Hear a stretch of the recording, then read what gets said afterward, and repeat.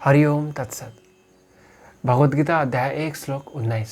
श्लोक इस प्रकार रहेको छ। सघोषोधार्थ राष्ट्राणां हृदयानि विदारयत् नभश्च पृथिवीं चैव तुमुलो भेनुनादयन्। त्यो कोलाहलपूर्ण आवाजले साँच्चै नै आकाश पनि पृथ्वीको सतह पनि गुन्जायमान बनाउँदै धृतराष्ट्रका छोराहरूका हृदयलाई चिर्यो। भगवान श्रीकृष्ण र भक्तको आपसी सहकार्यमा जसै धर्म स्थापनाका लागि धर्मयुद्धको उद्घोष हुने गर्छ, त्यो आवाजको प्रभाव पृथ्वीभरि पर्ने गर्छ। धर्मयुद्धको उद्घोषको आवाज पृथ्वीभरि पर्ने हुँदा युद्धभूमिमा जो धर्म पक्षधर रहेका छन् उनीहरूका लागि अनुकूल परिस्थिति हुन जान्छ, तर जो अधर्म पक्षधर छन् तिनीहरूका लागि अनौठो अपत्यारिलो हुने गर्छ। अधर्म पक्षधरहरूका लागि चुनौतीपूर्ण पनि हुने भएकाले अधर्म पक्षधरहरूबीच चर्चा परिचर्चाको विषय हुने गर्छ। त्यही भएर पृथ्वी गुन्जायमान हुने गर्छ।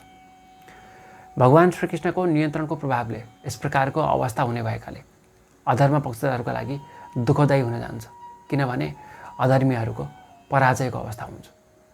धन्यवाद। राधे राधे।